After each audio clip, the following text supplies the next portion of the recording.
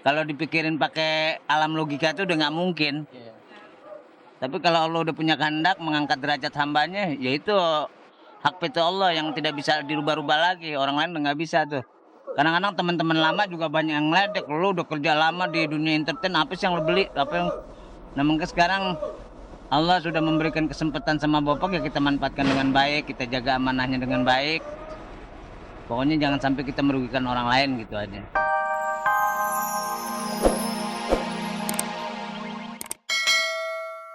Hanya popularitas yang kini diraihnya, Bopak pun berlimpah materi dan dimanjakan segala fasilitas mewah. Sebut saja mobil berwarna hitam dengan nomor polisi yang tertera seperti nama Bopak sendiri, jadi perpanjangan kaki komedian satu ini yang setia mengantarkan kemanapun ia pergi.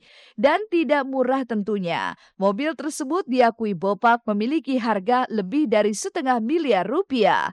Maka seperti inilah kebahagiaan Bopak saat akhirnya ia memiliki mobil idaman. Iya, udah direncanain nih.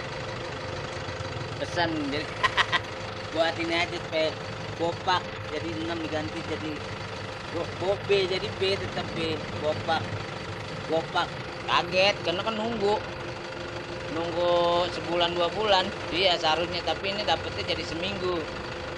Cepat karena seharusnya kan angka sekian, kita harusnya 8 jadi 6. Dia demen aja nih pelek ginian. Oh gitu, ini abang permintaan abang? Iya, biar enak.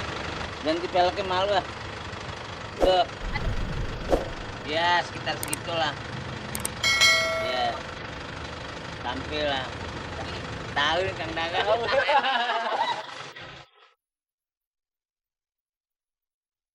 Dengan mobil ini pula, Bopak tak perlu repot lagi mempersiapkan segala kebutuhannya saat bekerja. Mulai dari baju, sepatu, hingga handuk mendominasi isi mobil mewahnya ini.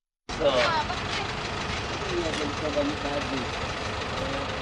Bang, ini wajib bawa nih baju biasanya. Iya bawa tuh. Berapa bang biasanya bawa baju bang? Nggak tentu tuh berapa biji tuh, 1, 2, 3, 4, 5, 6, 7, 8, 10.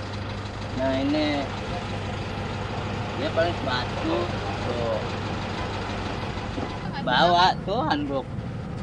Kalau ini belum jauh sih, ini paling jauh Cirebon, Bandung.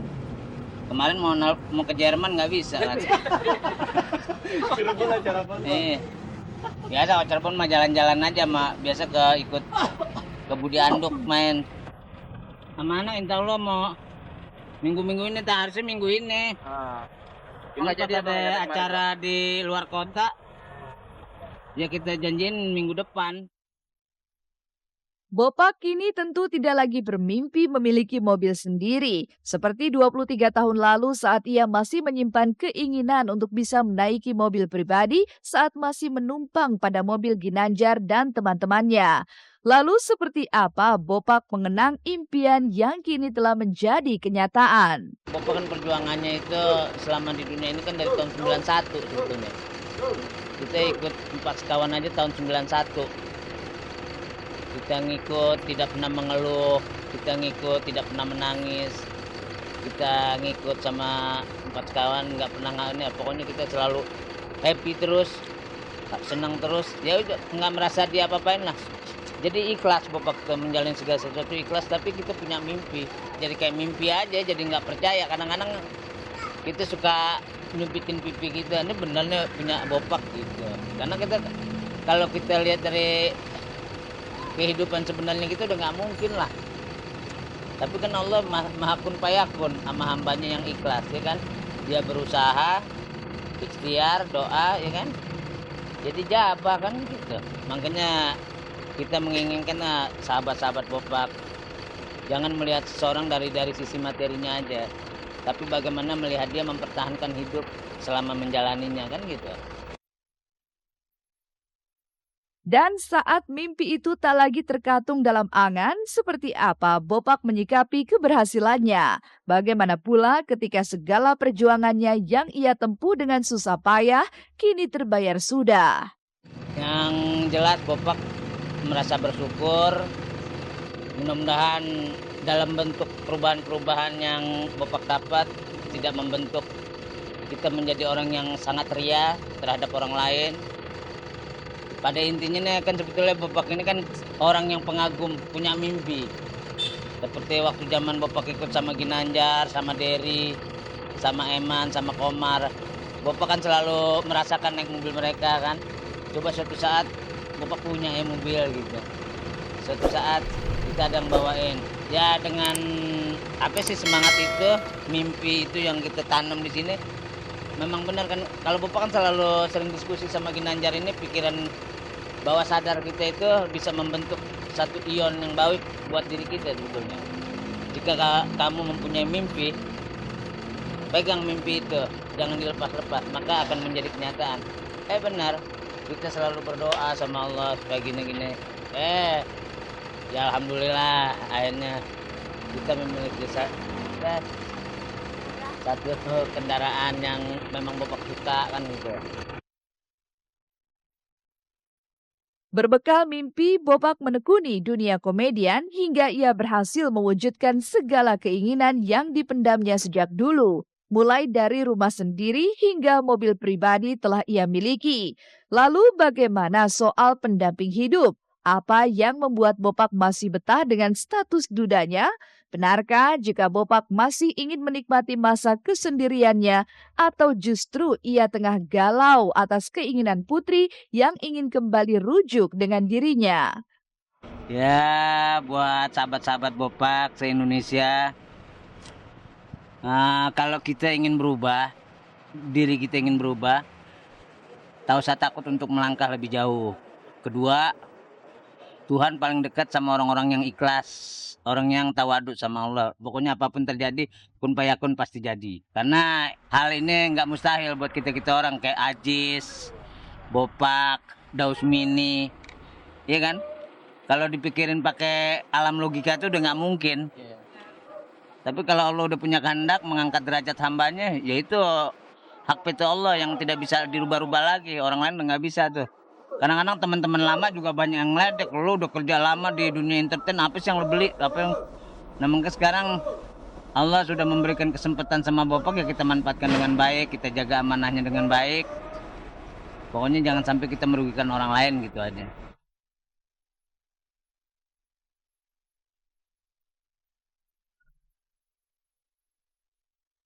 Sebagai seorang penyanyi, nama Syahrini memang tak perlu diragukan lagi perihal eksistensinya. Dan seolah menjadi ciri khas Syahrini, kemewahan memang tak bisa dilepaskan dari dirinya. Lantas seperti apa kehebohan Syahrini saat berkumpul bersama teman-teman dari komunitas mobil mewahnya? Dan benarkah dengan berkumpul seperti ini Syahrini bisa melupakan sejenak soal asmara?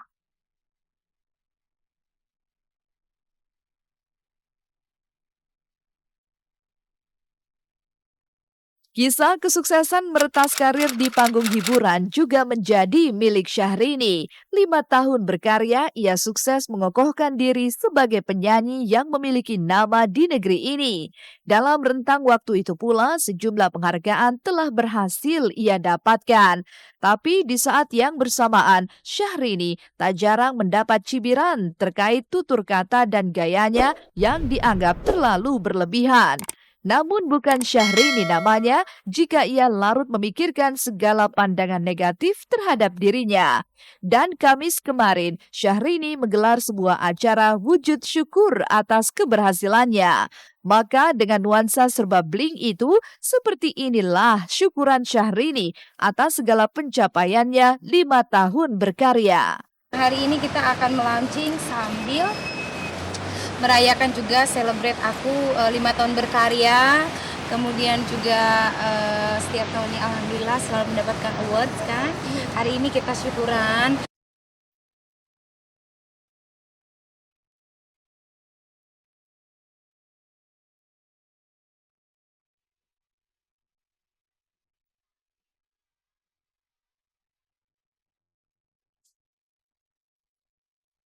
Ya, Infotainment Award ya. Wow. Infotainment 2012. Acara kemarin itu rupanya bukan semata sebagai penanda atas kesuksesannya. Syahrini juga meresmikan klub mobil mewah yang ia ketuai sendiri. Lantas, apa alasan Syahrini membuat klub mobil yang kesemua membernya itu adalah wanita dengan mobil super mewah mereka?